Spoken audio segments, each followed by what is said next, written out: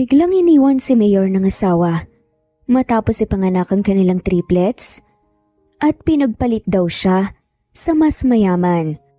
Pero paano kung magkita sila muli at malaman ang tunay na dahilan?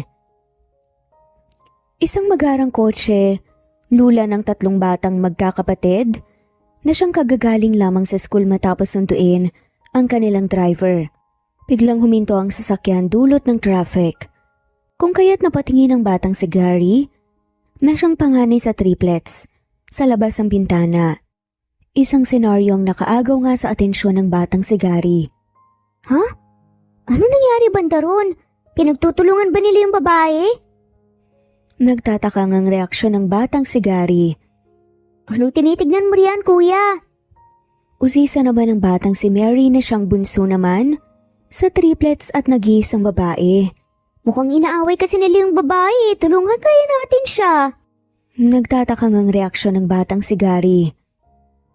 Isang babae kasi sa hindi kalayuan ng tila ba nakikipagtalo sa 3 kalalakihan. Mga bata, alam ko nang iniisip nyo. Pero wag na kayong makialam pa sa kung ano man ang nangyayari doon, okay? Dahil baka magalit na naman ang daddy nyo. Sabat naman ng driver na siyang inoobserbahan lang pala ang mga bata. Anong gagawin natin, kuya? Hindi ba natin tutulungan yung babae? Kawawa naman siya kapag wala tayong ginawa. Bulong ng bunsong si Mary sa kanyang mga kapatid. Tama ka, Mary. Sabi ng teacher natin tumulong tayo sa mga nangangailangan. Tara, puntahan natin yung babae, tulungan natin siya. Pagsang-ayon nga ng batang si Gary at nagtanguan silang magkakapatid. Mga bata, sinasabi ko sa inyo, kung ano man yung binabalak nyo, huwag nyo nang ituloy pa. Paniguradong mapapagalitan na naman tayo ng daddy nyo kapag hindi pa tayo nakauwi kaagad. Pagbabanta pa nga ng driver, sa mga bata nang mapansin niyang tila ba may binabalak ang mga to. Subalit tila ba tumagos lang sa kabilang tenga ng triplets ang mga sinabi ng driver nang bigla silang lumabas ng kotse dahil sa hudyat ng panganay na si Gary sa kanyang mga kapatid. Tumakbo nga sila patungo sa kinaroroonan ng isang babae. Lumabas naman kaagad ng kotse ang driver para nga habulin ng mga bata, ngunit sakto namang binusinahan siya ng mga sasakyan sa kanyang likuran kaya bumalik din ito sa kotse para nga paandarin at naghanap ng pagpaparkingan. Pwede ba? Kayo itong muntikan ng bumangga sa akin dahil hindi ko kayo pinansin kanina kaya bakit ako itong sinisisi nyo ngayon na nagkaroon ng gasgasi ang mga motor nyo? Palaban naman ang singhal ni Donna sa mga riders na siyang sumunod sa kanya at muntikan pa siyang banggain. Pwede ba, miss? Huwag ka na magmatapang pa. Hindi mo ba nakikita na 3 kami at iisa ka lang? Tura naman ang isa pa sa 3 lalaki na waring nagbabanta. Kahit mag-isa lang ako, kaya ko kayong 3. Saka, hindi ba kayo nahihiya? 3 kayo tapos mag-isa lang ako at babae pa ako. Siguro naman, may mga nanay kayo kasi imposibleng wala. At sigurado naman akong ayaw niyong mangyari sa mga nanay o kapatid niyong babae ang ganito, di ba? Sikmat nga ng palabang si Donna. Dahil nga sa sinabi ni Donna na tawa na nga lamang, ang 3 lalaki, naanimoy may nakakatawa sa mga sinabi ni Donna. Hoy, anong ginagawa niyo sa kanya? Pagtutulungan niyo ba siya? Kagad ngang sigaw ng batang si Harry sa 3 lalaki na siyang nakikipagtalo sa isang babae nang lumapit nga silang 3 magkakapatid. Namutawi naman ang pagtataka sa mukha ni Donna kung bakit may mga batang bigla na nga lamang sumulpot. At sino naman kayo? Anong ginagawa niyo rito? Baling naman ang lalaki sa 3 bata sa tono ng boses na parabang nainis dahil sa biglang pagsulpot ng mga bata. Nakita po namin kayo na pinagtutulungan niyo po yung babae, kaya nandito po kami para i-save siya. Matapang nasagot naman ng batang si Harry. Bahagya namang nabigla si Donna sa narinig kaya naman isa-isa niyang pinagmasdan ang mukha ng 3 bata kung saan seryoso pa nga talaga ang mga to. Kapag hindi po kayo umalis, tatawag po kami ng mga pulis para maikulong po kayong 3. Sabat naman ng bunsong si Mary. Namutawi nga ang matapang na aura sa mata ng mga bata, kung saan para bang walang takot ang mga to sa mga lalaking halata namang malalaki talaga kumpara sa kanila. Sapagkat mga bata lamang sila, bigla namang natawa ang tatlong lalaki dahil sa sinabi ng bata na para bang isang katatawanan lamang ang kanilang narinig. Mga bata, mas maigi kung umalis na lang kayo para hindi kayo madamay. Pagtatabi nga ng isang lalaki sa mga bata. Hindi po kami alis dito. Alis lang po kami kapag tinigil nyo na po yung panghaharas nyo po sa kanya dahil nakita po namin na pilit nyo po siyang hinahawakan kanina. Itinuro naman ng batang si Haring babae. Umawang naman ang bibig ni Donna. Mga bata, na-appreciate ko na gusto niyo akong tulungan pero mas maigi kung umalis na lang kayo. Kaya ko na to. Mahinahon nga ang boses na tura naman ni Donna sa mga bata. Napaawang na nga lamang ng labi ang bata. Nang magsalita nga ito bigla, natigilan nga dahil sa narinig nilang wangwang ng siren ng mga pulis. Pare baka tumawag nga talaga ng pulis yung mga yan. Mas maigi pa kung umalis na lang tayo kagad para hindi na tayo mapatrobol pa. Biglang usisa naman ng isa pang lalaki na tila ba biglang kinabahan. Magkikita pa tayo, miss. Huling sambit naman ng isang lalaki kay Donna bago sumakay sa mga motor nila. Ang tatlong lalaki't pinaharurot nga ang mga yun, paalis. Teka, tumawag ba talaga kayo ng pulis? Baling naman ni Donna sa tatlong bata.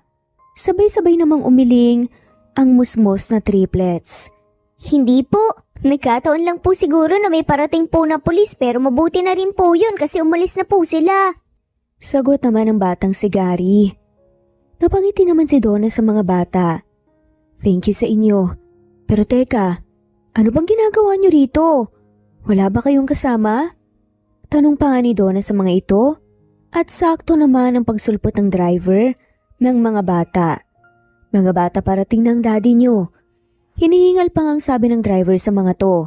Po, sinumbong niyo po ba kami kay daddy? Reaksyon naman ng batang si Mary. Wala akong choice, delikado kasing ginawa niyo at bilin sa akin ng daddy niyo. Nasasabihin ko raw sa kanya ang lahat ng mangyari, kaya pinaalam ko lang. Kayo naman kasi, sana hindi na kayo lumabas pa ng kotse. Sagot naman ng driver na medyo pinagsabihan pa nga ang mga bata. Ikaw pala ang kasama ng mga bata. Pasensya na nga pala. Mukhang kasalanan ko yata kasi gusto raw nila akong tulungan. Sad nga ni Donna kaya napunta sa kanyang atensyon ng driver. Bigla namang umawa ang bibig ng driver na tila ba nagulat nang makita nito ang mukha ng babae. Siya nga pala, gusto ko pa sanang makita yung daddy nila para sana makapagpasalamat ng personal at mag-sorry na din dahil sa mga anak niya. Pero nagmamadali kasi ako kaya pwede bang pasabi na lang sa kanya? Salamat ah. Bilin pa ni Donna sa driver at hindi na rin hinintay pa ni Donna ang naging sagot nito nang magsuot na siya ng helmet at sumakay ng motor, saka yun pinaandar ng mabilis. Kuya Ding, bakit po parang natulala po kayo dyan? Nagandahan po ba kayo dun sa babae? Biglang biro naman ang batang si Harry sa kanilang driver nang mapansin nito na bigla na nga lamang natulala ang driver nilang si Ding. Totoo namang maganda siya pero para kasing familiar siya. Katwiran ng driver at bigla na nga lamang napaisip. Kasalukuyan ngang mabilis ang patakbo ni Donna sa kaniyang motor na para bang may hinahabol hanggang sa isang kotse ang napansin niyang mabilis din ang patakbo patungo sa kaniyang direksyon. Kaya naman automatic niyang binagalan ang kaniyang patakbo. Subalit nasagi pa rin ang kaniyang motor ng kotse dahilan kaya natumba siya. Ngunit napatingin siya kaagad sa kotseng bigla na nga lamang bumangga sa isang poste. Dali-dali ngang tumayo si Donna para puntahan ang kotse at sinilip ang isang lalaki sa driver's seat na siyang may dugo sa bandang ulo nito. Ayos ka lang ba? Nagpapanik ang tanong ni Donna sa lalaki. Ayos lang ako. Sagot naman ng lalaking nasa loob pa rin ng kotse habang nakahawak ito sa kanyang ulo. Sandali lang, tatawag ako ng ambulansya. Sigurado bang ayos ka lang talaga? Huwag ka mag-alala. Panigurado namang mabilis na darating yung medic para tulungan ka. Usal pa nga ni Donna sa lalaki habang chinecheck ng kanyang mga mata kung talaga bang ayos lang ang lalaki o kung may mga sugat pa ba itong natamo. Ayos lang ako. Hindi naman ako masyadong napuruhan talaga eh. Bigla ngang natigilan ng lalaki ng magangat ito ng tingin sa babaeng siyang nasa labas ng kotse habang nakasilip nga sa kanya sa bintana. Bumalik ka. Hindi makapaniwalang naiusal nga ng lalaki, nabatid pa rin ang pagkagulat sa babae. Namutawi naman ang pagtataka sa mukha ni Donna dahil sa sinabi sa kanya nito. Ha? Anong ibig mo sabihin bumalik ako? Gulong-gulong reaksyon nga ni Donna. Bakit? Ganun na lang ba yun sa'yo? Pagkatapos mo kong saktan noon ngayon, nagkukunwari ka na hindi mo ako kakilala? Reaksyon naman din ng lalaki. Nabakas sa mga mata nito ang labis na sakit at pangungulila sa isang tao. Dahil sa mga narinig ay mas lalong kumunot ang noon ni Donna. Dahil sa labis na paggalito sa mga sinasabi ng lalaki. Teka, masyado bang napuruhan yung utak mo kaya ganyan yung mga sinasabi mo? Nako, mukhang kailangan mo na talagang madala sa ospital. Alam mo, kailangan ko na rin kasi talaga umalis eh. Gusto kitang tulungan na dalhin ka agad sa ospital pero mas mainam kung hintayin mo na lang yung mga medic kasi sure naman akong malapit na rin sila. Pasensya ka na talaga, nagmamadali kasi talaga ako eh. Pero mukhang okay ka naman na kaya maiwan na muna kita. Huwag kang aalis dito at hintayin mo yung pagdating ng ambulansya, okay? Kagad nagtungo si Donna sa kanyang motor para itayo yon. Sa kanya isinuot ang helmet at muli ay pinaharurot nga niya yon. Dali-dali namang lumabas ang kotse ang lalaki para sana habulin ng babae. Pero hindi na nga niya ito naabutan pa. Hindi naman nagtagal, dumating na rin ang ambulansya at tinulungan nga ang lalaki patungo sa ospital. Sir Miguel, kumusta po kayo? Ayos lang po ba kayo? Nag-aalalang tanong ng driver na si Ding sa lalaking nakaupo ngayon sa ospital habang may benda ang bandang sentido nito. Ayos lang ako. Minor injury lang naman ang natamo ko. Nasaan pala yung mga bata? Tugon naman ni Miguel. Daddy! Sigaw nga ng triplets nang patakbong nagtungo ang mga ito sa kinaroroonan ng kanilang ama. Daddy, ano po bang nangyari? Nasaktan po ba kayo? Sobra po kaming nagalala po nung tumawag po kayo kay Kuya Ding. Puno ng pag-aalalang sambit ng batang si Harry sa kanilang ama. You don't need to worry mga anak. Okay lang naman ako. Mangiti nga sa mga labing sagot ni Miguel sa mga bata kung saan bahagya nga niyang hinawakan ang ulo ng mga to upang pawiin ang mga pag-aalala ng triplets sa kanya. Mabuti naman po, okay lang po kayo, Daddy. Ang akala ko po kasi may nangyari na pong masama sa inyo eh. Hindi po kayo pwedeng mawala po sa amin. Usal naman ang pinakabunsong si Mary, nawaring maluluha na nga dahil sa labis sa pag-aalala para sa kanyang ama. Kinarga naman ni Miguel ang kanyang bunso at pinaupo nga sa kanyang hita. Anak, hindi ako mawawala sa'yo, okay? Mahal na mahal ko kayo kaya hindi ko kayo iiwan. Huwag ka nang mag-alala. Mahinahon ang boses na turan nga ni Miguel. Daddy, please po mag-iingat na po kayo sa pagmamaneho next time para hindi ka na po maaksidente. Pinagsabihan naman si Miguel ng kanyang panganay na si Gary sa kalmadong boses. Bigla namang nagkatinginan ng driver na si Ding at Miguel. Nang sumeryoso nga ang mukha ni Miguel nang maalala niya ang nangyaring aksidente. Mga anak, pwede bang mauna na kayo sa kotse ng Kuya Ding niyo? Susunod ka agad ako, tapos uuwi na rin tayo. Baling naman ni Miguel sa mga bata kung saan dagli na nga rin namang sumunod ang mga to, kung kaya't niiwan na nga lamang siya pati ang driver na si Ding sa ward. Nawala ng preno yung kotse ko. At yung dahilan kung bakit ako na-aksidente at malakas ang kutob ko na hindi lang basta aksidente ang nangyari. Paniwalang paglalahad nga ni Miguel sa nangyari. Ibig niyo po bang sabihin sinadya po yung nangyari? Ani naman ni Ding. Hindi malabong ganun nga ang nangyari. Bilang isang politiko, sanay na nga ako sa mga ganito. Pasalamat na lang ako at hindi pa ako namatay. Hindi ko alam kung paano ginawa yun pero kailangan kong malaman kung sinong nasa likod nito. Tawagan mo ang mga tauhan ko. Sabihin mo sa kanilang nangyari. Tawagan mo rin si Rick At sa kanya mo lang sabihin ng lahat ng mga sinabi ko ngayon. Siya na ang bahalang umalam kung sino ang nagtangka sa buhay ko this time. Seryosong sabi nga ni Miguel sa driver na si Ding. Malalim namang nag-isip si Miguel nang maalala nga nito ang babae kanina. Siya kaya talaga yun? Bulong pa nga ni Miguel patukoy nga sa babaeng nasagi niya rin. Ano po yun, sir? Usisa naman ang driver na si Ding. Nothing. Siya nga pala. Ano palang nangyari kanina sa mga bata?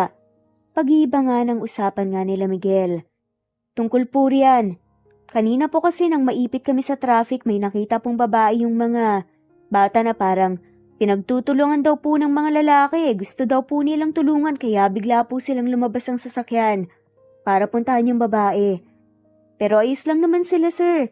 Nung nilapitan ko sila wala na po yung mga lalaki pero yung babaeng tinulungan nila para kasi siyang familiar eh. Kwento pa nga ni Ding sa pangyayari. Anong ibig mong sabihin sa familiar yung babae? Kunot noong intriga naman ni Miguel. Kamukha niya po kasi yung dati niyo pong kasintahan. Pero baka nagkamali lang po ako kasi panigurado naman na makikilala niya ako kasi mukhang hindi niya ako kilala. Saka nagmamadali po eh. Sagot ni Ding. Napaisip naman si Miguel at muli ngang sumagi sa isip niya. Yung babaeng nakamotor kanina. Hindi naman nagtagal ay umalis na nga rin sila ng ospital at umuwi na ng bahay. Oh my God, Miguel. Ano pong nangyari? Are you okay? Bungad nga ng ina ni Miguel sa kanya na puno ng pag-aalala. Mga anak, dumiretso na kayo sa kwarto niyo. Turan nga ni Miguel sa mga bata na siyang sumunod naman kaagad. Pagkatapos ay bumaling na nga siya sa kanyang ina. I'm fine, Mom. Nawalan lang ng brake ang kotse ko. Oh my goodness. That's impossible to happen. I'm sure na sinadyang mangyari yun. Paniguradong yung mga kalaban mo sa politika ang may gawa nun. Wika nga ng ina ni Miguel na para bang siguradong sigurado ito. Hindi naman na nakaimik pa si Miguel at muli ay napaisip na nga lamang. Samantala sa ospital ay kasalukuyan ngang nagbabalat at naghahanda nga ng prutas si Donna para sa kanyang tita Norma na siyang nasa hospital bed. Pasensya na po kayo tita kung ngayon lang po ako nakarating ha. May mga nangyari kasi kanina habang papunta ako rito eh. Ani nga ni Donna nang simulan niyang subuan ng prutas ang kanyang tita. Ayos lang naman sa akin. Masaya na nga rin ako na pinipilit mo pa ring puntahan ako rito para bantayan. Dapat nga nagpapahinga ka na lang sa bahay pagkatapos ng trabaho mo pero heto ka. Tura naman ang ginang na si Norma. Tita, hindi naman po ako mapapalagay na wala pong magbabanday sa inyo rito kapag alis na po si Romel para pumasok. Ayos lang din naman po sa akin kahit para makapagpahinga na rin po kayo. Sa ganito na nga lang po ako makakabawi sa inyo dahil sa pagkup-kup po ninyo sa akin eh. Hinawakan naman ni Norma ang kamay ni Donna. Donna, simula nang dumating ka sa buhay namin, naging masaya ako. Kasi may bagong pamilya na kami ng anak kong si Romel. Matapos mawala ng tatay niya, ginusto ko rin na maging ina sa'yo. Pero ngayon nahihiya ako sa inyong dalawa ng anak ko. Dahil maski yung mga gastusin dito sa ospital, kayo ang gumagawa ng paraan. Sorry Donna ha. Kasi imbes na makapag-ipon ka para sa sarili mo, nagagastos mo pa ang lahat ng pera para sa akin at para sa pagpapagamot ko. Emosyonal na wika pa nga ni Norma. Tita, hindi niyo po kailangan ng mag-sorry. At mahiya dahil kailangan naman po talaga namin gawin to. Isa pa po, tayo lang po ang pamilya kaya tayo-tayo lang din po ang magtutulungan. Ani pa nga ni Donna, para pala kasi ng loob ni Norma. Siya nga pala, hanggang ngayon ba wala ka pa rin bang naalala tungkol sa pamilya mo? Tanong nga ng tiyahin. Bahagyang napabuntong hininga si Donna at marahan ng umiling. Wala pa rin po ako naalala eh. Maski na, kahit ano po sa buhay ko wala akong maalala. Kung hindi nga lang po dahil sa suot kong bracelet na may pangalan na Donna noon na nakita niyo po ako noon baka wala nga rin po akong pangalan ngayon dahil paniguradong hindi ko rin po yun maalala. Napatango-tango nga ang tiyahin niya. Ayos lang yan. Hindi mo naman kailangan ng pilitin pa ang sarili mo na makaalala. Darating din ang panahon na babalik ang mga alaala mo at mahanap mo ng tuluyan ang tunay mong pamilya. Ani nga ni Norma. Hindi ko nga po alam kung talaga bang may pamilya pa ako eh. Kasi kung may pamilya ako, hindi dapat hinanap nila ako. Pero 7 taon na ang lumipas simula nung nakita niyo po ako. Wala man lang naghahanap sa akin. Kaya nga iniisip ko, baka wala na rin talaga akong pamilya. Bahagya namang napayo ko si Donna nang makaramdam siya ng lungkot sa kanyang puso. Nang maya-maya pa, ay biglang ang sumagi sa isipan ni Donna yung aksidenteng nangyari kanina. Muli niya ring naalala yung sinabi ng lalaki na nasa kotse. Tita, kanina po kasi habang papunta ako rito nagkaroon po kasi ng aksidente. Tapos, yung lalaking nalapitan ko para i-check at tulungan bigla niyang sinabi na bumalik daw ako. Tapos sinabi niya pang, "Why? Ganun na lang po ba yun sa'yo? Pagkatapos mo akong saktan nun ngayon magkukunwari kang hindi mo na ako kilala?" Ginanon po ako eh. Kinaya nga ni Donna yung pagsasalita nga ni Miguel kanina. Teka baka naman talagang kakilala mo siya. Kaya nasabi niya yung mga yun. Komento naman ni Norma. Napailing na nga lamang si Donna. Hindi ko nga rin po alam eh. Hindi ko naman po siya maalala. Hindi ko nga rin maintindihan yung ibig sabihin niya eh. Hindi ko na rin siya makausap pa ng ganun katagal kasi nagmamadali na din po. Iniisip ko na lang na baka napuruhan lang yung ulo niya dahil sa aksidente kasi imposible naman po kung sinaktan ko siya noon dahil ang gwapo niya at mukha pa siyang mayaman. Sabi naman ni Donna, paano kung kilala ka ng taong yun? Baka yung taong yun na ang sagot sa mga katanungan mo. Ang paraan para malaman mo na kung ano ba talaga ang tunay mong pagkatao at baka siya pa ngang maging daan para makilala mo ang pamilya mo. Sandali namang napaisip si Donna sa sinabi ng kanyang tita. Posible nga po yan pero parang imposible na rin po na makita ko pa siya ulit. Hindi ba sabi mo na aksidente siya? Bakit hindi mo subukan na puntahan yung mga ospital na malapit na pwedeng pinagdalhan sa kanya? Subukan mo lang, Donna. Wala namang mawawala eh. Kasi baka kilala ka nga ng taong yun at baka siya pa nga talaga ang makakatulong sa'yo. Payo pa nga ni Norma. Dahilan kaya muling napaisip si Donna.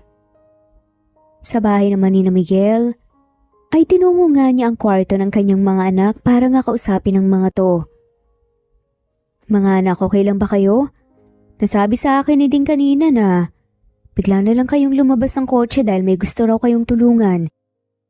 Tanong nga ni Miguel sa triplets. Nagtipon-tipon naman sa kamang 3 bata at humarap sa kanilang ama.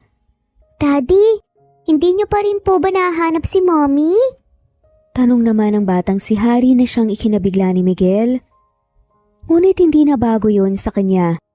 Dahil ilang taon na nga rin siyang kinukulit ng mga tutungkol sa dati niyang kasintahan na ina ng mga bata.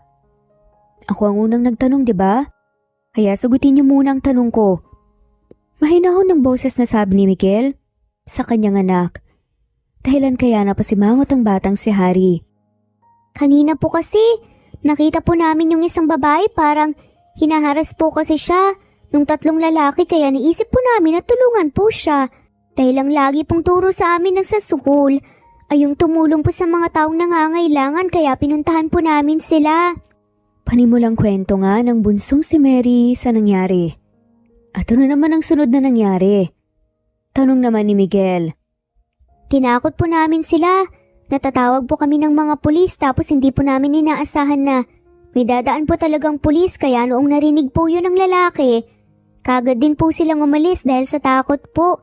At yun po pagdating po ni Kuya Ding, umalis na rin po yung babae. Ang batang si Gary naman ang sunod na nagkwento. Next time wag niyo na ulit gagawin yun. Naintindihan niyo ba? Masyadong delikado para sa inyo dahil mga bata pa lang kayo. Alam niyo naman kung ano ang katayuan ko, diba? Ayokong nag-aalala sa inyo. Parati kaya please sundin niyo lang ang Kuya Ding niyo. Sermon pa nga ni Miguel sa mga ito sa kalmadong paraan. Bigla naman ding Sumimangot ang dalawa pang bata na sina Gary at Mary na siyang kaagad din namang napansin ni Miguel. Napabuntong hininga naman si Miguel dahil batid na niya kung bakit malulungkot na naman ang kaniyang mga anak. Alam na niya dahil ganito palagi ang sitwasyon at kung minsan hindi na niya alam kung paano niya pa ipapaliwanag sa mga ito ang katotohanan tungkol sa kanilang ina. Mga anak, ayoko sanang sabihin to pero kung maaari lang wag na sana tayong umasa na babalikan pa tayo ng mommy niyo. Kasi alam niyo kung talagang gusto niya tayong balikan. Sana noon pa, di ba? Malumani na paliwanag naman ni Miguel sa mga bata. Sinasabi niyo po ba yan sa amin kasi ayaw niyo pong bumalik po sa amin si mommy? O dahil hindi niyo pa po siya mahanap-hanap? Nakangusang sambit naman ang batang si Harry. Sandaling hindi nakaimik si Miguel, animoy nahihirapan siya kung paano sasabihin sa mga anak na hindi niya alam kung paano pa nga niya hahanapin ang ina ng mga to. Lalo na at batid niya ang katotohanan na umalis ito noon at nagpakalayo-layo kasama ang ibang lalaki. Sinusubukan ko siyang hanapin, okay? Talaga po ba, Daddy? O sinasabi niyo lang po yan para umasa po kami? Narinig po namin kayo noon ni Grandma na nag-uusap, pinag-uusapan niyo po yung tungkol po kay Mommy na hindi niyo po siya hinahanap dahil sumama na po sa ibang lalaki si Mommy, hindi po ba? Bahagi hanggang natigilan si Miguel dahil nga sa sinabi ng anak niyang si Harry. Bakit niyo po kami pinaasa, Daddy? Alam niyo po bang lagi po naming pinagdarasal na sana makasama na po namin si Mommy? Pero hindi na po pala siguro mangyayari yun dahil maski po kayo, ayaw niyo pong bumalik po si Mommy. Sad naman ang batang si Gary kung saan bakas nga sa boses nito ang sama ng loob. Daddy, gusto po namin ng Mommy, gusto po namin ng Mommy na mag-aalaga po sa amin. Yung iatid sundo po kami sa school, yung magbabasa po ng libro, yung paglulutuan po kami, yung makikipaglaro po sa amin, yung pagagalitan po kami kapag naging makulit po kami, at yung sasamahan po kaming mamasyal. Lumuluha naman ang wika nga ng batang si Mary, kung saan kagad na dinamayan nga ito ng kanyang kapatid, na si Harry na siyang nagpunas nga ng mga luha sa kanyang pisngi at hinagod nga ang likod nito. Tama po si Mary, Daddy. Gusto po namin na maranasan po na magkaroon po ng isang mommy. Pagsang-ayon naman ang batang si Gary. Hindi pa ba ako sapat sa inyo? Tangi na ibigkas na nga lamang ni Miguel. Lagi po kayong busy, Daddy. Ang kasama lang po namin palagi ay yung katulong po tsaka yung driver. Gusto po namin kayong makasama pero lagi po kayong wala. At kapag nandito naman po kayo sa bahay, hindi nyo rin po kami nabibigyan ng atensyon. Nakangusong-usal naman ang batang si Gary kung saan dinamayan na nga rin ito ang kapatid na si Mary na patuloy pa nga rin sa pag-iyak. Matulog na nga kayo. Magpahinga na kayo, bukas ako ang maghatid sa inyo sa school. Turan nga ni Miguel sa kanyang mga anak bago siya tuluyang lumabas ang kwarto at nagtungo naman siya sa kwarto niya. Ma'am, ano pong ginagawa niyo rito sa kwarto ko? Tanong naman ni Miguel nang madat na niya ang kanyang ina sa loob ng kwarto niya. Gusto kasi kitang makausap. Nga pala, kumusta yung mga bata? Ayun, umiiyak na naman si Mary, nagtatanong na naman sila tungkol sa mommy nila. Sagot ni Miguel at naupo nga sa sofa. Yan na nga bang sinasabi ko eh. Nagtatampo na sa iyo ang mga apo ko dahil hindi mo sila nabibigyan ng atensyon. Bakit ba kasi hindi ka pa magpakasal? Para naman magkaroon na ng nanay ang mga apo ko. At kanino naman po ako magpapakasal? Wala naman po akong girlfriend eh. Katwira naman ni Miguel. Yan ang problema sa iyo eh. Sa gandang lalaki mong yan, hindi mo pinapansin yung mga babaeng umaligid sa iyo. Masyado kang nakatutok sa pagiging mayor. Puro ibang tawang inuuna mo kaysa yung sarili mong kaligayahan ng mga anak mo. Sermon naman ang ina ni Miguel sa kanya. Hindi ko naman po kasi pwedeng hindi pagsilbihan yung mga nasasakupan ko. Rason naman ni Miguel. Maling-mali talaga na sinunod mo ang yapak ng tatay mo. Baka yan pa ang maging dahilan para mawalan ng ama ang mga apo ko. Miguel, ayokong mangyari sa mga anak mo yung nangyari sa'yo. Na maagang nawalan ng ama dahil sa politika. Sana naman maisipan mo yun. Hindi naman nakaimik si Miguel. Bakit nga pala hindi mo pakasalan yung anak ni Gov? Hindi ba patay na patay sa'yo yun? Maya-maya pa question pa nga ng ina ni Miguel. Kung saan ibinalik nga nito ang usapan tungkol sa pagpapakasal. Hindi ko naman po pwedeng pakasalan yung taong hindi ko naman mahal. Isa pa, kung pipili ako ng magiging mommy ng mga anak ko, titiyakin ko po munang magugustuhan nila. Pagdadahilan naman ni Miguel. Ay nako, ewan ko na sa'yo Miguel. Ang akin lang naman gusto na ng mga bata na magkaroon ng mommy kaya siguro naman, oras na rin para pagbigyan mo ang sarili mo. Sige na, magpahinga ka na. At magpapahinga na rin ako dahil bukas makikipagkita ako sa mga amiga ko. Para magpatulong baka may kilala silang pwede kong maging manugang. Paalam na nga ng ina ni Miguel at lumabas na nga ito ng kwarto. Kinabukasan maagang ang nagising ang mga bata dahil excited na nga sila na ang kanilang daddy ang siyang maghahatid sa kanila sa school. Grandma, good morning po. Gising na po ba si Daddy? Kaagad ngang bungad ng batang si Harry sa kanilang lola na siyang kasalukuyang nag-aalmusal. Gising na pala kayo. Samahan niyo akong mag-almusal. Nakangiting alok nga ng kanilang lola. Nasaan po si Daddy, Grandma? Tulog na po ba siya? Ani nga ng batang si Gary na siyang nagtanong patungkol sa kanilang daddy. Alam niyo naman na maaga talagang nagigising ang daddy niyo. Dahil sa dami niyang ginagawa, hindi ba? Umalis na siya kanina. Unti-unti ngang naglaho ang ngiti at pag-excite sa mukha ng mga bata matapos marinig ang sinabi ng kanilang lola. Oh, anong problema mga apo? Bakit bigla na lang yata kayong nalungkot? Tanong pa nga ng ina ni Miguel sa mga bata nang mapansin nito ang pagsimangot ng kanyang mga apo. Hindi naman po kasi tinupad po ni Daddy yung sinabi niya sa amin na siya po yung maghahatid po sa amin sa school. Pinaasa na naman po kami ni Daddy.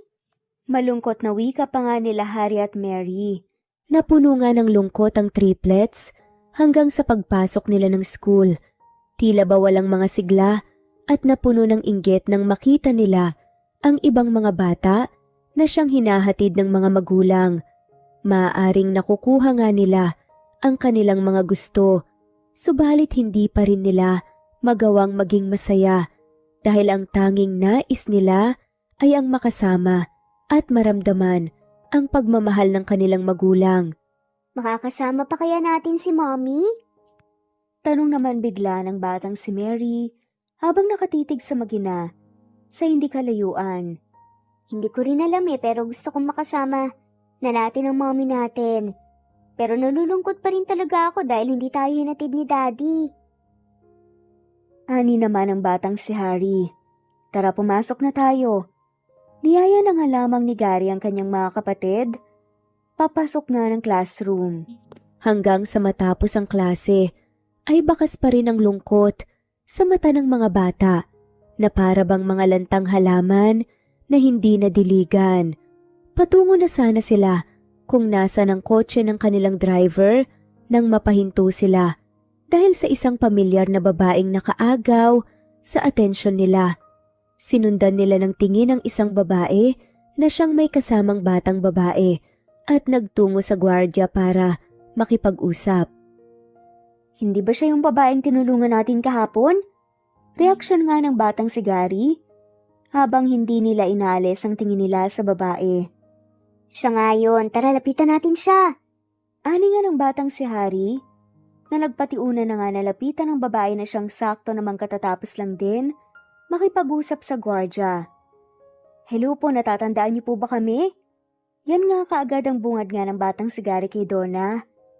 Medyo nagulantang naman si Donna pero kaagad din namang nakabawi.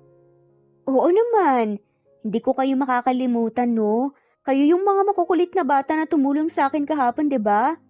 Napangiti ang tatlong bata dahil kaagad nga silang nakilala ni Donna. Anak niyo po ba yung batang kasama niyo po kanina?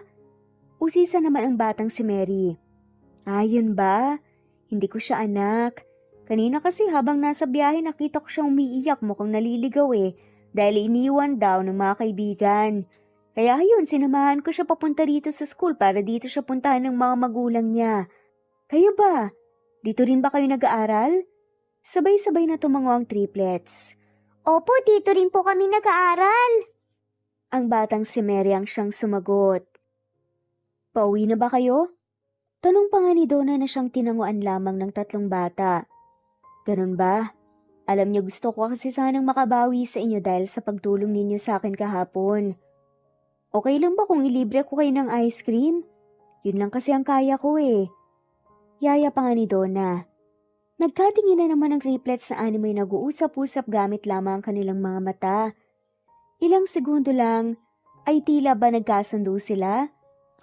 Tumango-tango kay Donna bilang pagpayag nila sa alok nitong kumain ng ice cream.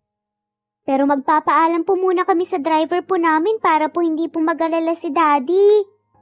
Kuya Ding! Tawag nga nila. O mabuti naman lumabas na kayo. Umuwi na tayo. Tura naman ni Ding nang mabaling ang atensyon niya sa mga bata. Magpapaalam po sana kami sa inyo, kakain po kasi kami ng ice cream eh. Nagsalita na nga si Donna. Okay lang ba kung isasama ko sila para ilibre ng ice cream? Muli na naman, natulala si Ding nang makita nga si Donna. Miss, hindi mo ba talaga ako nakikilala? Tanong nga ni Ding kay Donna. Automatic naman ako munot ang noon ni Donna. Dulot ng pagtataka. Say tinanong nga sa kanya ng driver ng mga bata. Nakilala kita dahil nakita na kita kahapon. Yun ba ang ibig mong sabihin? Tugon naman ni Donna. Namutawi naman ang pagtataka sa mukha ni Ding. Dahil nasa isip pa rin niya, nakahawig nga nito ang dating kasintahan ng kanyang among si Miguel na isang tanyag na mayor. Sandali lang, tatawagan ko lang si sir. Kailangan ko muna kasing ipaalam sa kanya dahil baka akong mapagalitan kapag hinayaan kong sumama sa ibang tao yung mga bata. Ani na nga lamang ni Ding at nagsimula na ngang tawagan si Miguel. Nakatayo lang naman si Donna habang naghihintay na matapos nga na makipag-usap si Ding sa ama ng mga bata. Ilang minuto lang nagbabanga ng tawag si Ding at muling bumaling kay Donna.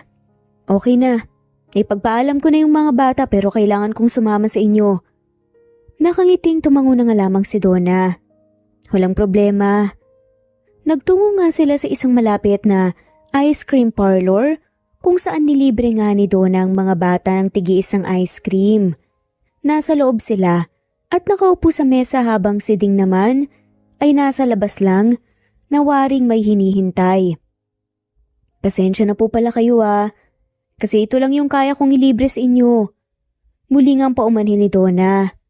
Okay lang po yun sa amin, siya nga po pala. Ano po palang pangalan nyo? Saka, may asawa na po ba kayo? Biglang tanong nga ni Harry. Pangalan ko ay Donna, tsaka wala pa akong asawa. Sagot naman ng babae. Kung ganun, pwede po kayong maikasal sa daddy namin at pwede po kayong maging mommy namin. Biglang bulalas naman ang batang si Harry na bakas ang pagka-excite sa tono nga ng boses. Ngunit ikinabigla na nga lamang yun ni Donna. Dahilan kaya muntikan na nga siyang mabilaukan. Oo nga po, wala po kasi kaming mommy simula po noong ipinanganak po kami. At dahil wala naman po kayong asawa siguro, pwede po kayong maging mommy namin. Tiyak po ko na magugustuhan ka po ni daddy, promise po. Bahagyang naubo na nga lamang si Donna. Mga bata, naiintindihan ko kayo na gusto niyong magkamami pero hindi naman pwedeng ako na lang ang maging mommy niyo. Nang basta-basta. Pero matanong ko lang, nasan pa lang mommy niyo? Ang sabi po sa amin ni Grandma, iniwan daw po niya kami. Tapos wag na raw po kami umasa na babalikan pa daw po kami ng mommy namin. Malungkot na pagkakahayag naman ng batang si Harry. Nakaramdam naman ng lungkot si Donna sa kaniyang mga narinig. Hindi niya maipaliwanag kung bakit. Ngunit tila ba may kung anong kirot siyang naramdaman sa kaniyang puso na para bang naiintindihan niya kung ano ang nararamdaman ng mga bata. Nang mapansin nga ni Donna na tila ba dinapuan ng lungkot ang mukha ng mga bata, ay mas pinili na lamang niyang huwag nang umimik. Sa isang banda naman Panay ngang sulyap ang driver na si Ding sa loob ng ice cream parlor habang tila ba may hinihintay pa rin hanggang sa... Who are they? Pungad na tanong nga ni Miguel na siyang kararating lamang. Sir, mabuti nandito na po kayo. Nasa loob po sila ng mga bata.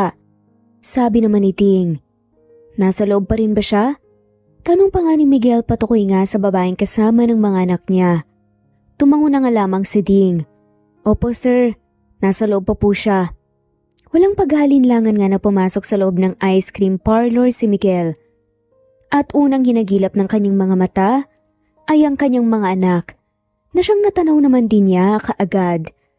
Natanaw niya rin ang isang babaeng kasama nga ng mga bata sa mesa ngunit hindi niya pa rin makita ang itsura nito dahil ang likod lamang nito ang siyang nakikita niya. Kinakabahang humakbang si Miguel, papalapit sa kinaroroonan ng kanyang mga anak hanggang sa napunta rin sa kanyang atensyon ng mga to. Daddy, ano pong ginagawa niyo rito? Medyo gulantang pa nga na tanong nga ng batang si Gary sa kanyang ama. Unti-unti namang nagangat ng tingin si Donna sa lalaking siyang nakatayo sa kinaroroonan nila ng mga bata. At doon, nagtagpo nga ang kanilang mga mata. Bahagyang umawang ang mga labi nilang pareho na tila ba hindi nga sila makapaniwala na makitang muli ang isa't isa. Ikaw? Parehas na reaksyon nga nila Miguel at Donna sa isa't isa. Ikaw ang tatay ng mga bata? Hindi makapaniwalang tanong nga ni Donna. Ha? Kilala niyo po ang daddy namin? Nagtatakang sabad naman ang batang si Gary, dahilan kung bakit nabaling ang tingin ni Miguel sa kanyang anak at napoupo nga siya. Nagtataka, Donna ang pangalan mo? At tinawag kang mommy ng anak ko? Kunot noong reaksyon pa nga na tila ba nagugulumihanan sa nangyayari.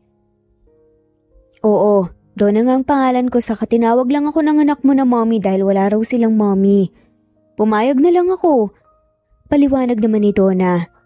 Hindi nagawang makaimik ni Miguel na animoy pinoproseso pa nito ang mga nangyayari.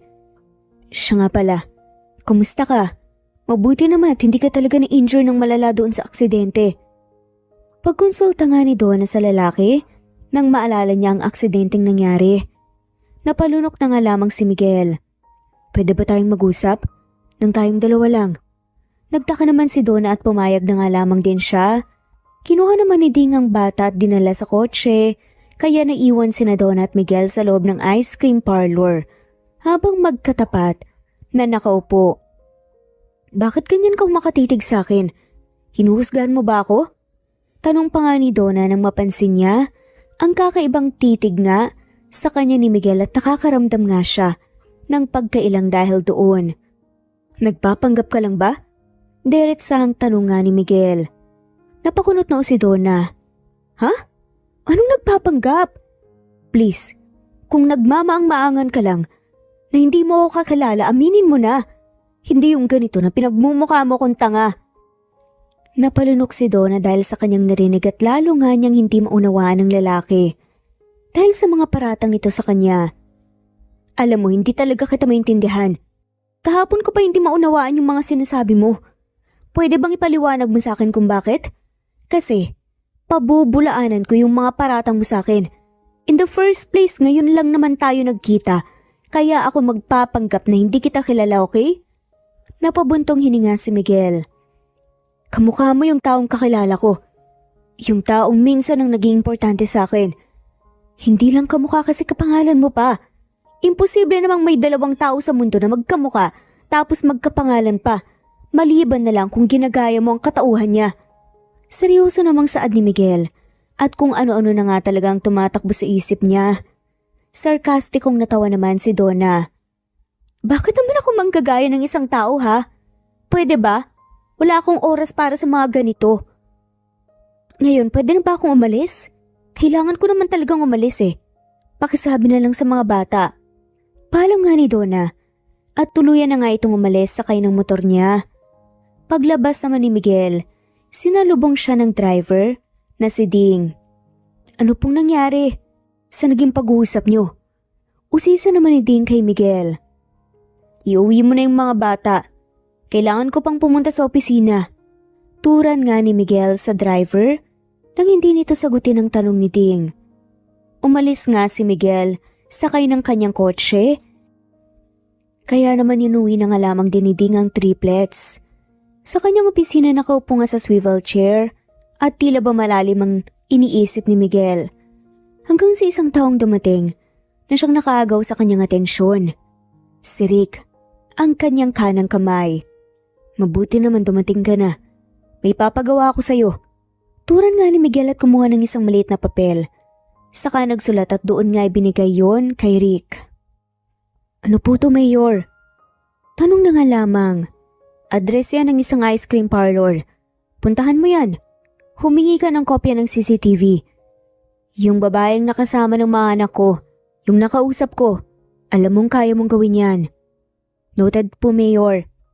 Magbibigay kagad ako na sa'yo ng update kapag may nalaman na po ko.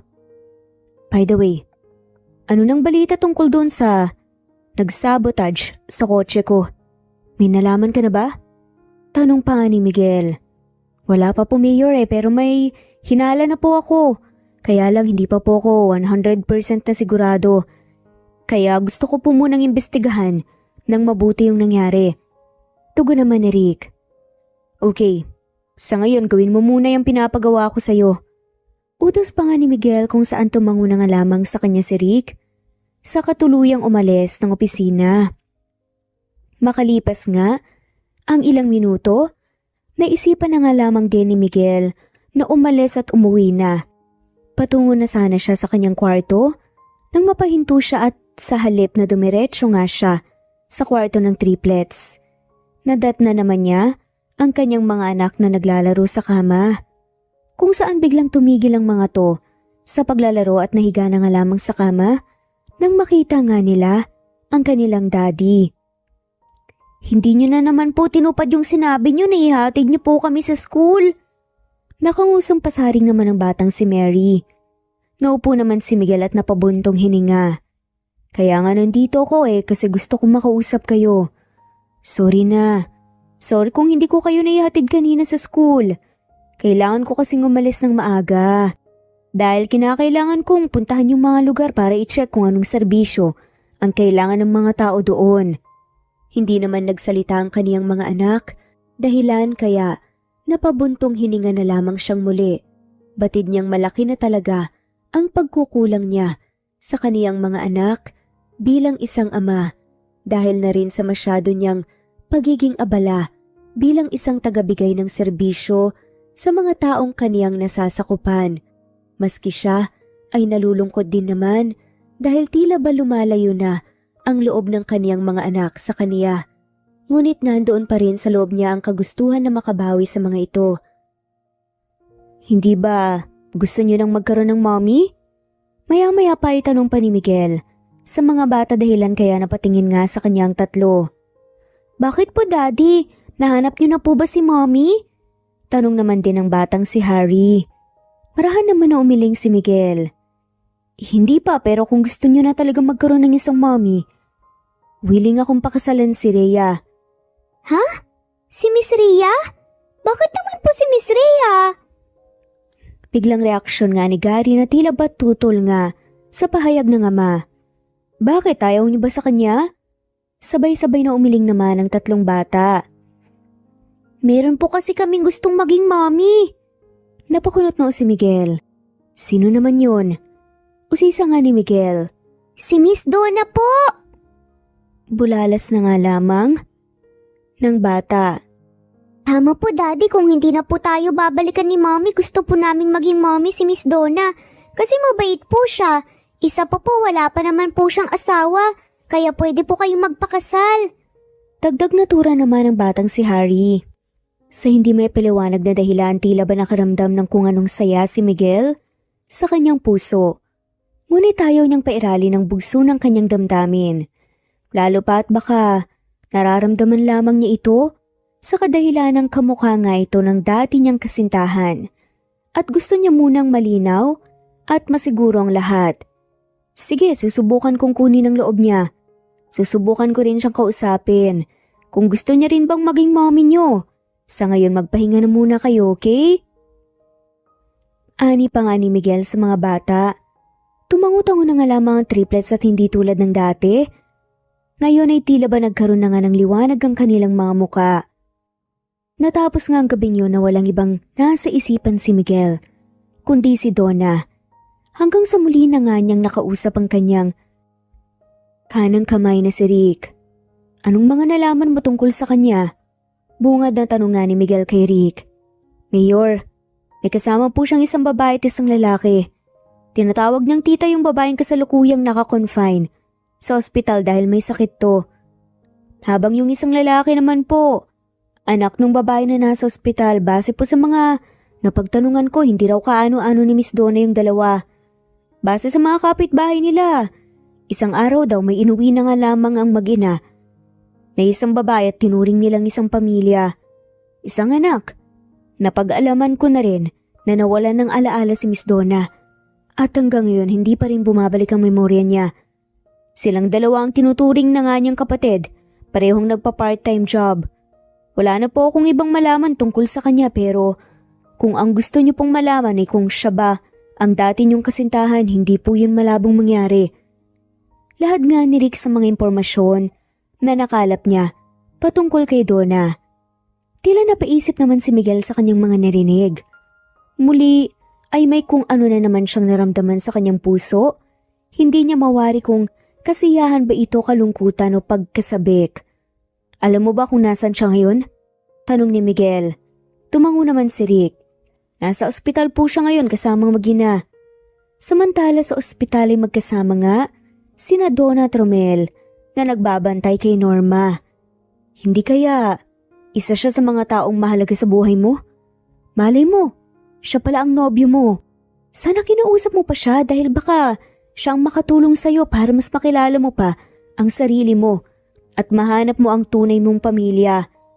Ani naman ni Norma pagkatapos nga nilang magkwentuhan at ikwento nga ni Donna ang nangyari sa pagitan nila ng ama ng triplets. Hindi ko nga rin po alam, tite. Hindi ko na rin po kasi naiisip yun. Dahil pakiramdam ko pinaparatangan ako ng lalaking yun. Pero aminin ko, gusto ko siyang makita ulit para makausap. Gusto ko na rin kasi talagang malinawan. Ani naman ni Donna. Kung sakali bang mahanap mo na talaga ang tunay mong pamilya, iiwan at kakalimutan mo na ba kami? Biglang tanong nga ni Romel kay Donna na tila ba nakaramdam ng lungkot matapos ang kanyang narinig. Ano ka ba, Romel? Siyempre hindi. Ano ka ba? Baka hindi na ako tumira sa inyo pero lagi ko kayong dadalawin kung sakali. Aminin ko medyo nalulungkot ako. Kung sakali man na, mahanap mo ang tunay mong pamilya pero siyempre, masaya pa din kami. Nabalot naman sila ng katahimikan. Maiwan ko na po muna kayo. Bibili lang ako ng prutas at pwede nating makain. Maya-maya pa ay paalam ni Donna at lumabas na nga siya ng ward. At habang naglalakad nga siya sa hallway, isang familiar na lalaki ang hindi niya inaasahan na masisipat ng kanyang mga mata. Siya yung tatay ng triplets Anong ginagawa niya rito? Takang bulong pa nga ni Donna sa sarili. Nagtuloy-tuloy na nga lamang si Donna sa paglalakad at binaliwala na lamang ang lalaking kanyang nakita. Subalit bigla ngang napako ang kanyang tingin sa lalaki dahilan kaya kaagad siyang nilapitan nito. Nakita rin kita. Yan nga ang unang nasabi ni Miguel kay Donna. Teka, nandito ka dahil sa akin? Paano mo nalaman na nandito ako? Stalker ka ba? Puno ng pagtatakang reaksyon nga ni Donna. We have to talk. Marami akong katanungan sa'yo. At alam kong marami ka rin katanungan na gustong masagot. Alam kong may amnesia ka. At kung mag-uusap tayo, pwedeng maging malinaw ang lahat. Sad ni Miguel. Napaisip naman si Donna at doon ay pumayag siya sapagkat gusto rin naman niyang malaman kung sino ba talagang lalaki sa buhay niya. Nagtungo sila sa cafeteria ng ospital dahil ayaw nang lumayo pa ni Donna para lang makipag-usap sa lalaki. Alam mo naman na kamukha mo yung dati kong nobya, diba? Bigla na lang kasi siyang nawala matapos niyang ipinanganak ang mga anak namin. Yung triplets, alam kong kilala mo sila. Ang sabi ng mother ko, sumama raw siya sa ibang lalaki. Kung ikaw man yung Donna, na dati kong nobya at ang ina ng triplets, gusto ko ring malaman kung anong nangyari sa'yo at kung bakit nawalan ka ng alaala. Panimula nga ni Miguel sa kanilang usapan. Ang sabi sa akin ni na Tita Norma, natagpuan nila akong duguan sa isang damuhan. Kaagad daw nila akong dinala sa ospital. Nakumatos ako ng ilang buwan, pero nung magising ako wala na akong maalala. Kinupkup nila ako at tinuring na pamilya. Kwento naman ni Donna sa nangyari sa kanya. Kung wala kang maalala, paano mo naalala ang pangalan mo? Usisa pa nga ni Miguel. Dahil sa bracelet. Sagot naman ni Donna. Bracelet? Anong bracelet? May suot akong bracelet nung natagpuan ako ni na Tita Norma. May pangalan niya na Donna. Kaya inisyam namin na yon ang pangalan ko.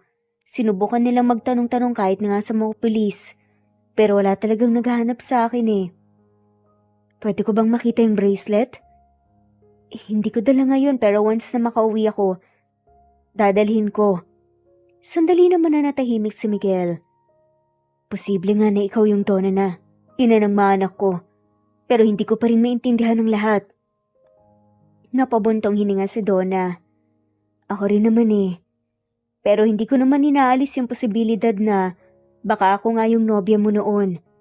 Kasi aaminin ko, nung unang nakita kita pati na rin yung mga bata nakaramdam ako ng kung ano man sa puso ko. Isang pakiramdam na hindi ko maintindihan. Magaan ang loob ko sa'yo pati sa mga bata. Pero nahihirapan din ako dahil wala akong maalala tungkol sa'yo. Sambit naman ni Donna na tila ba maluha-luha dahil nagsisimula na namang magumapawang bugso ng kanyang damdamin. Kung gusto mo, pwede tayong mag-run ng DNA test sa'yo at sa mga bata. Suwestyon pa nga ni Miguel. Hindi ako kukontra dyan. Pero mamaya uuwi ako para kunin yung bracelet. Baka makatulong yun. Tugon pa nga ni Donna. Nagkasundo nga silang dalawa ng mga sandaling iyon. Nagpaalam na rin muna sila sa isa't isa.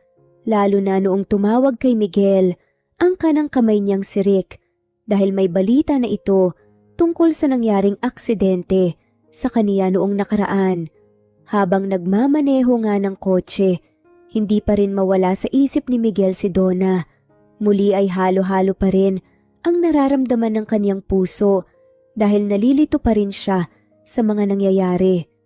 Gusto niya rin kasi na makausap ang kaniyang ina dahil ito ang huling nakasama ng kaniyang nobya noon. Inihinto ni Miguel ang kotse noong naging kulay pula ang stoplight at nang paandarin na niyang muli ang kaniyang kotse, isang lalaking nakamotor ang kaniyang natanaw na kasalungat niya ng direksyon. Nang mga sandaling iyon ay isang tawag ang natanggap niya mula kay Rick. Hello, anong balita? Bungad na tanong nga ni Miguel sa kanyang kanang kamay. Mayor, sa tingin ko pinasundan ka.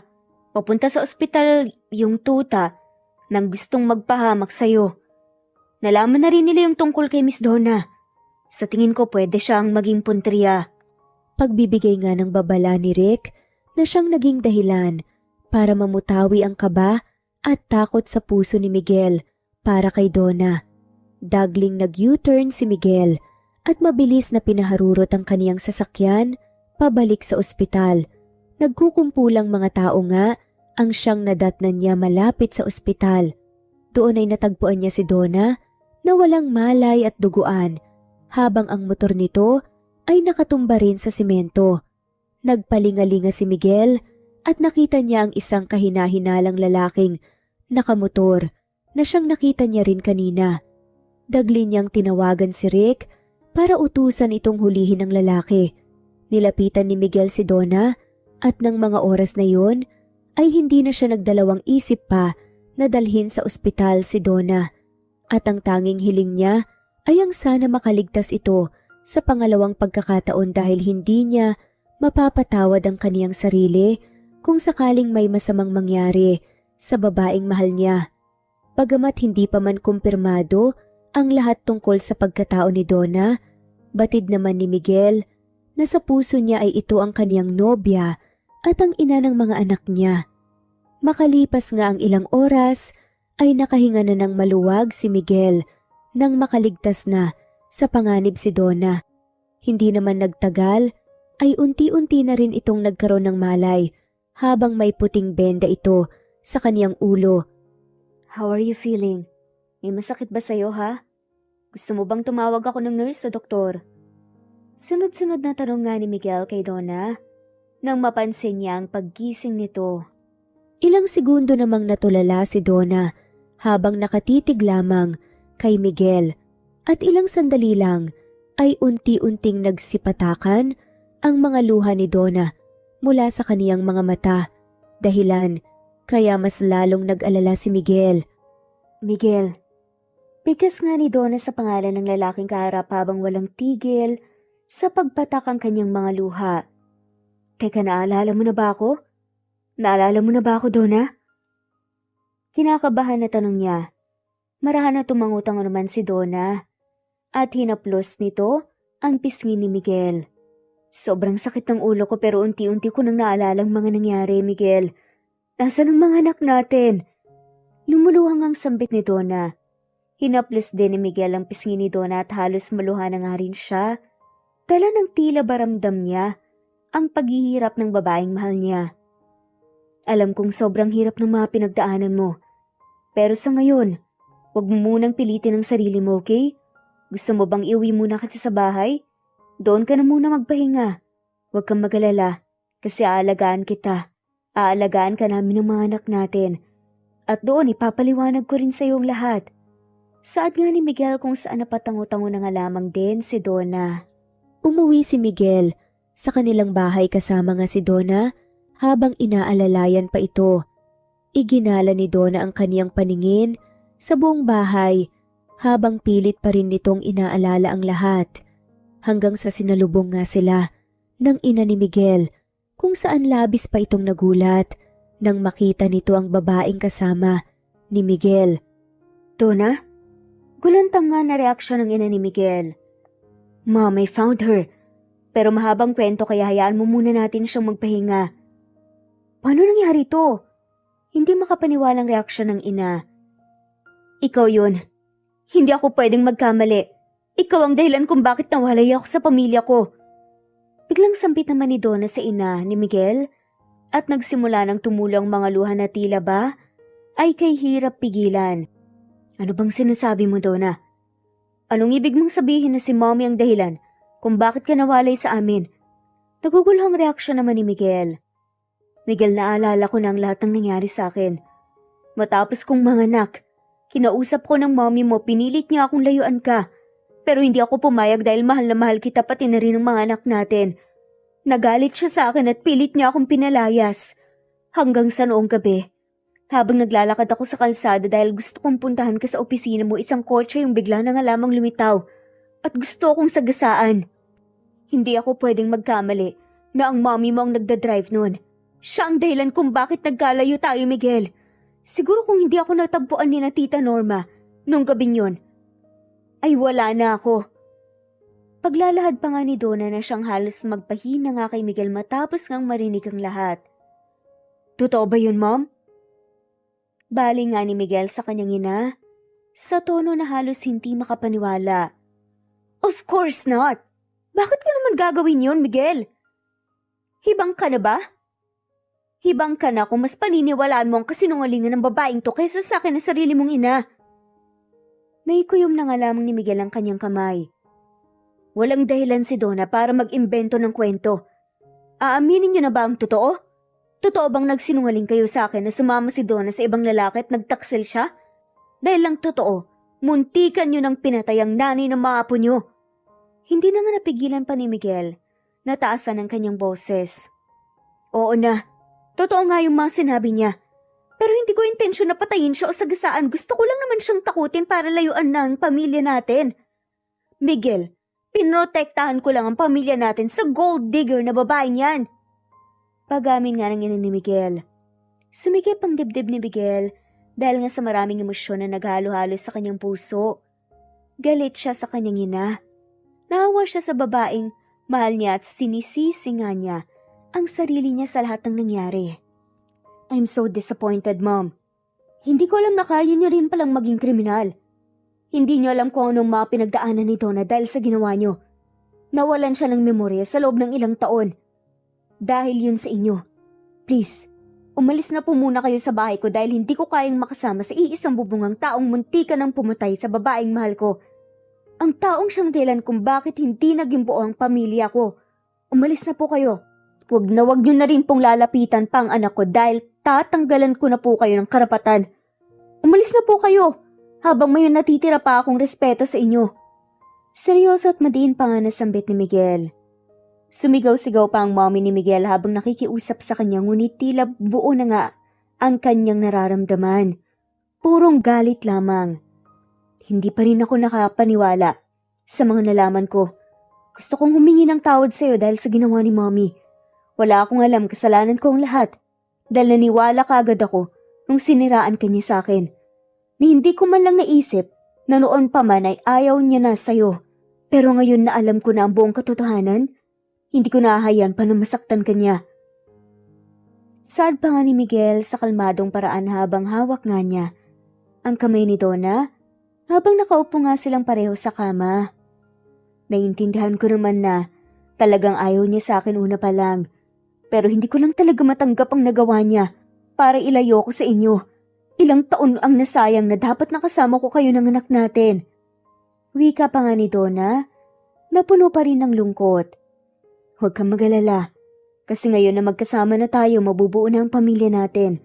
At susulitin natin ang bawat oras na magkakasama tayo ng mga bata.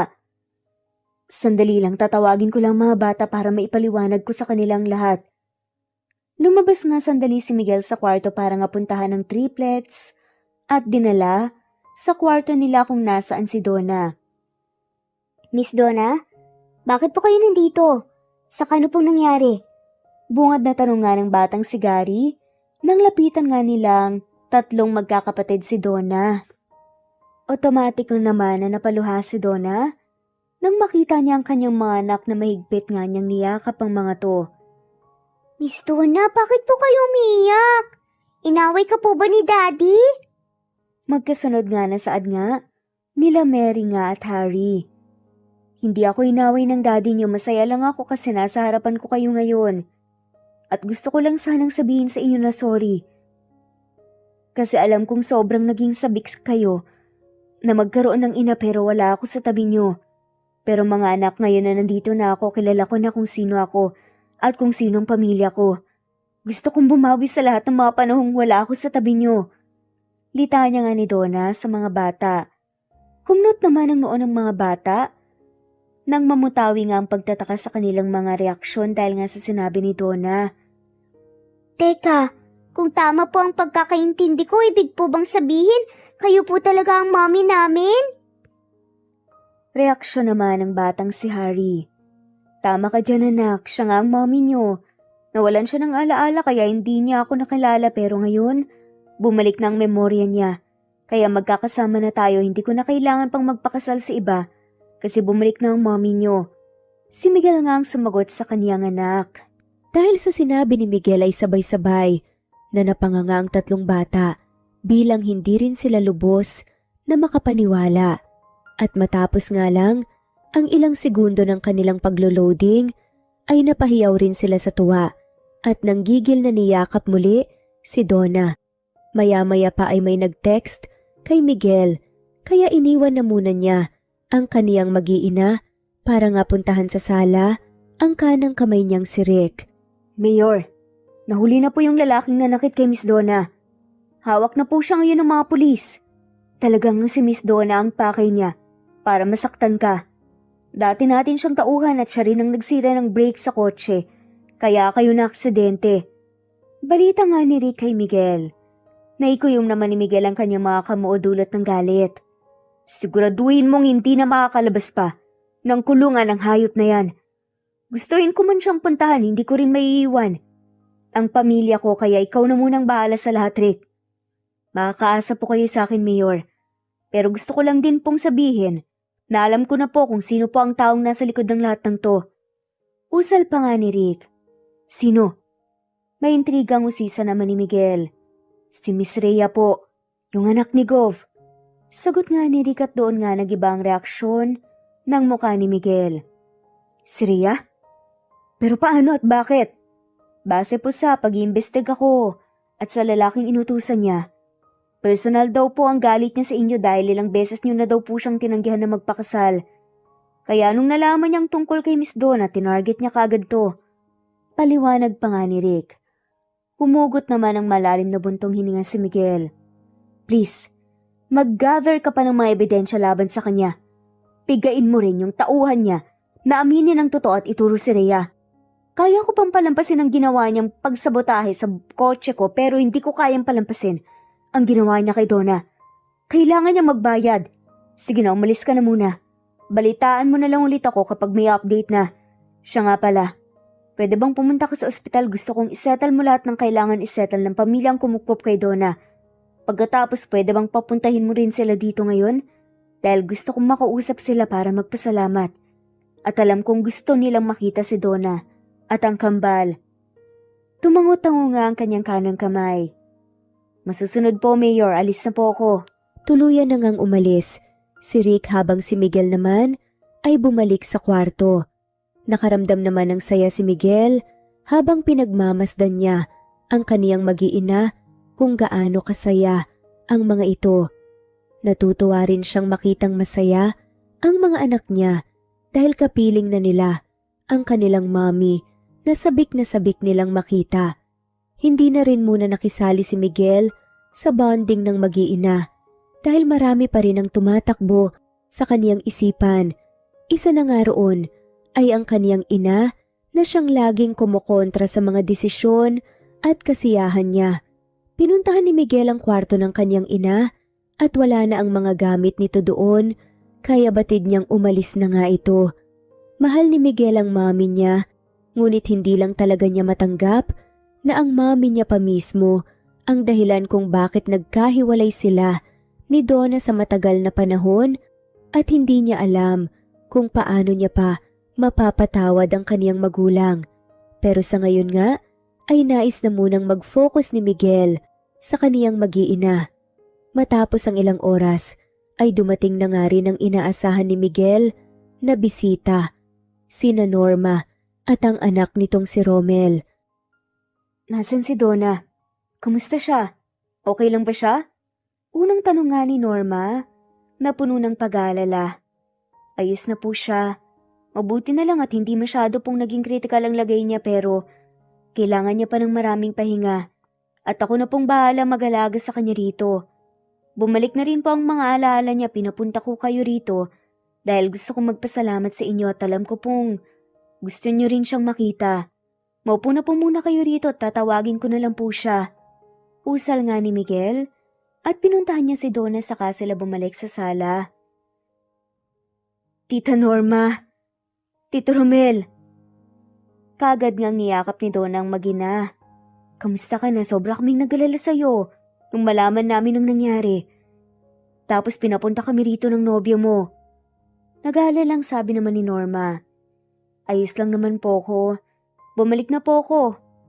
Siyakang mga alala ko po okay na. Alam ko na rin po ang lahat at si Miguel nga po yung nobyo ko. Mahabang kwento para maipaliwanag ko po sa iyo ang lahat ng nangyari. Pero saka ko na po sasabihin sa inyo. Kayo po, kamusta po ang pakiramdam nyo? Konsulta naman ito na pabalik nga sa kanyang tita Norma. Ayos lang din naman. Huwag mo kong alalahanin pero makakapagpa-opera na rin ako dahil sa tulong ni Mayor Miguel. Pagkasabi niyang nun, ay bumaling ang mga tingin nila kay Miguel. Masaya ako na bumalik na ang alaala mo, Donna. At mas lalo akong masaya dahil mabuting tao pala ang pamilya at nagmamahal sa'yo. Kaya panatag na rin ako dahil kahit na hindi ka na namin makakasama, alam kong nasa mabuti kang kalagayan. Dagdag pa nga ni Norma. Matapos nga ang pag-uusap na iyon ni Donna at ng pamilyang siyang kumupkop at tumulong sa kaniya, nagpaalaman na rin sila sa isa't isa kung saan nangako nga rin si Miguel sa mag-ina na hindi niya kailanman pababayaan si Donna. Sa paglipas ng mga araw, unti-unti na ngang bumubuti ang kalagayan ni Donna. Kapansin-pansin din ang kasiyahan ng mga bata dahil kapiling na nila ang kanilang ina. Bilang isang mayor, sinubukan pa rin ni Miguel na balansehin ang kaniyang oras. Kaya naman madalas ay sinasama na lamang din niya ang kaniyang mag-ina sa tuwing may pupuntahan siya para magbigay ng serbisyo sa mga tao. Katulad na nga lamang ngayon kung saan namamahagi sila ng mga munting tulong para sa isang lugar, ay kasama ni Miguel ang kaniyang mag-iina habang tumutulong din ang mga ito sa pamimigay. Ang bait talaga ng anak natin. Feeling ko tutularan ka nila. Paglaki, baka sila naman ang papalit sa yapak mo. Usal nga ni Donna habang pareho nga nilang nakangiting pinagmamasta ng kanilang mga anak na siyang namimigay ng mga laruan at pagkain sa mga batang nakapila. Talaga? Ikaw ba? Ayos lang ba sa'yo kung sakali man na sumunod sila sa yapak ko bilang isang politician? Alam mo namang magulo ang mundo namin. Tanong naman ni Miguel. Ngumiti naman si Donna. Oo naman. Wala namang problema sa akin dahil alam kong mabuti ang hangarin ng mga anak natin kung sakali. Katulad mo, talagang maganda ang layunin mo sa mga tao. Gusto mo silang tulungan at pagsilbihan at syempre masaya ka sa ginagawa mo. Kaya masaya rin ako at nandito na ako para sumuporta. Napangiti naman si Miguel sa naging tugon ni Donna. Nakakatuwang marinig yan kasi si Mommy ayaw niyang maging politician. Ako dati dahil alam mo naman kung anong nangyari kay Daddy. Tumangutango si Donna. Naiintindihan ko naman ang Mommy mo. Nag-aalala lang naman siya sa'yo kahit ako nag-alala. Pero may tiwala naman ako sa'yo na kaya mong ingatan ang sarili mo.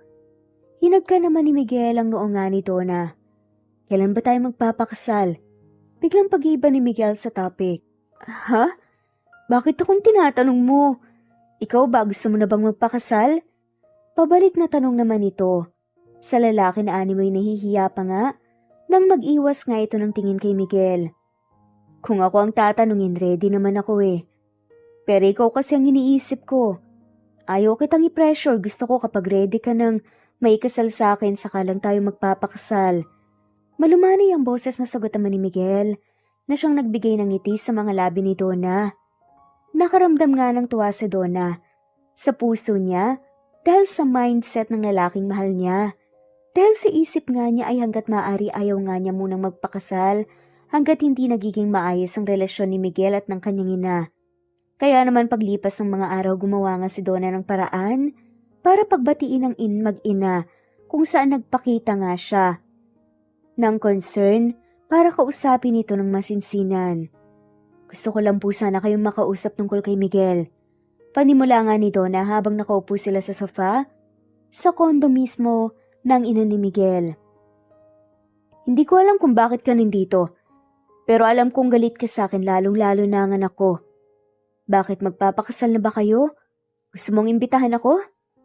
I'm telling you, kahit gusto kong pumunta, kung hindi papayag ang anak ko, hindi ako makakapunta.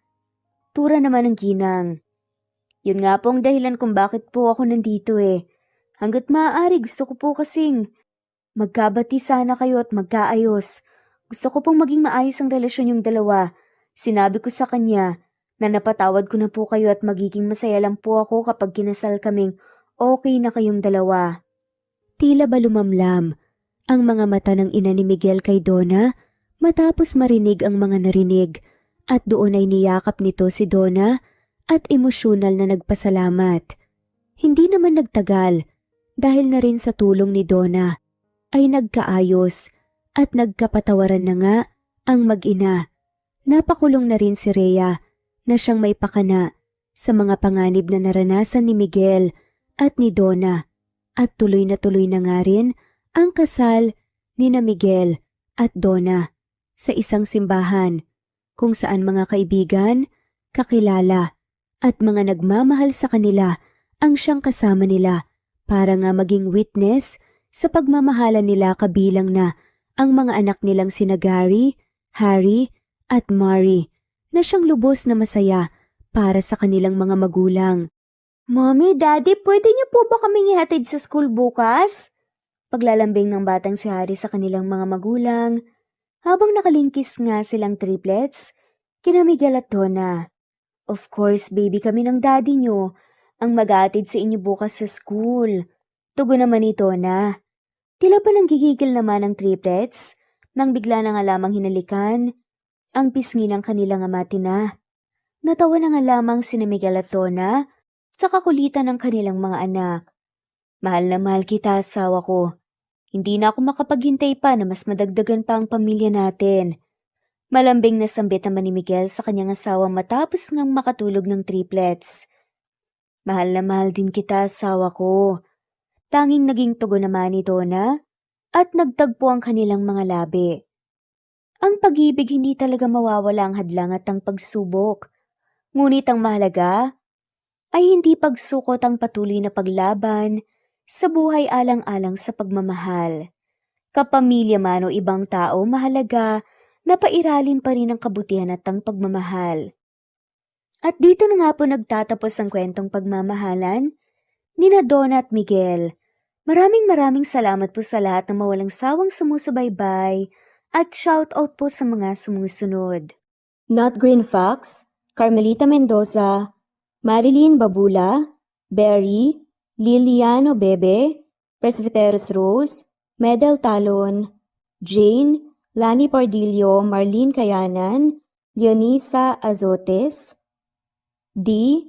Marie Ramos, Araceli, Lilio Saria, Miras Channel, Raquel Epe, Gina Tutor, Jane, Hartley, Sunshine Sotalbo, Maricel Cabigon, Merlin Baroza, Gina Marayo, Merlin Rodel Obejero, Hans, Cecilia Comoda, Tahani Vlog, Merlin, Kuya Atok, Maria Merly Brogada, Marilu Cabantac, Filipina, Eileen, Mercedita San Jose, Lovina Galang, Lilian, Teresita de Jesus, Monina Aviles, Yula Pedrona, Romana Gorospe, Rosemary Vasquez, Marly Lazaraga, Leonisa Azotes, Jocelyn Tancinco, Estelita Mahia, Ding Lege,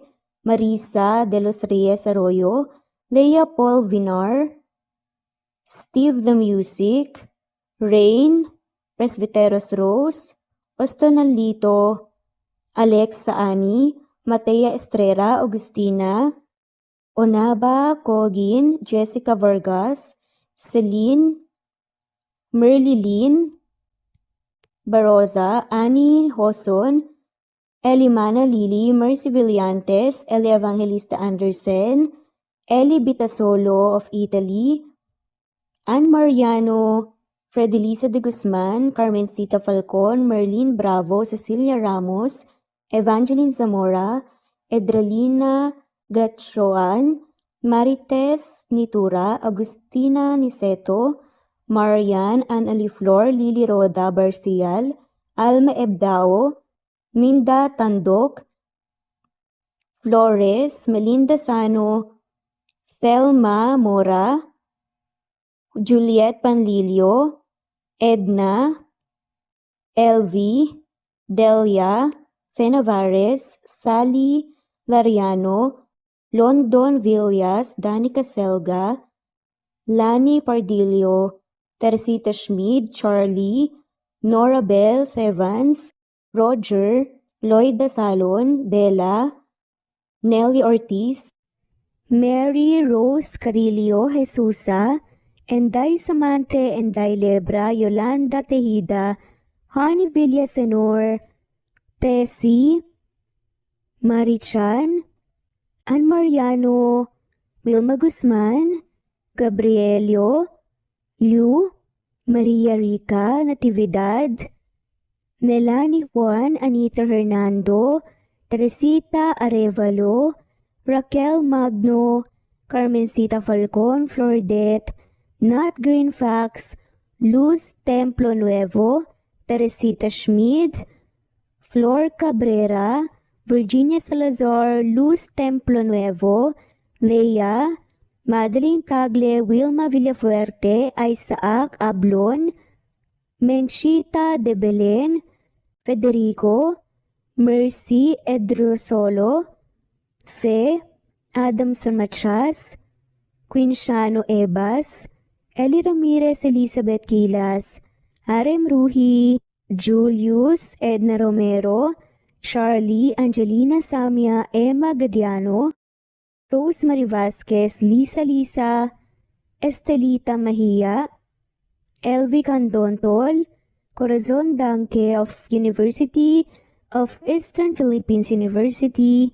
Teresita, Neil Bacolor, Evangeline Zamora, Charlie Jane Clemente, Susan Upaga, Susan Rodrigo, Fred Deliza de Guzman, Juby Hernandez, Helen Murillo, Edarlina Fahil, Rosie, Juliet Kaday, Kuya Atok, Betty Losnong, Crescen, Susana, Tessie, Rumbawa, Lovina Galang, Aida Jurado, Emily Kinlog, Mirna Hamero, Liz Berito, Gabrielio, Juan Spotify, Imelda Fortes of Columbus City, Larry Malapaya, Dance, Remy's Life Official, Ellie Evangelist Anderson, Choi, Ri, Jasmine Baya, Jerowina Aquino, Emeguba, Marilyn Babula, Shane Villarmino, Beth Sardina, Gabriel, Nino Regidor, Mel Abrogar, Rosemary Vasquez at shoutout na rin po sa lahat ng mga walang sawang sumusubaybay. Maraming salamat po. Veronica Briseño, Violeta Murillo, Teresita, Teresa Bulie, Christine Flores, Nesbeth Hanaban, Flor Salvalion, Kuwait, Raquel Labay, Kuya Atok, Lani Pardillo, Eva Violeta, Presbyteres Rose, Amy Regalado, Teresita, Res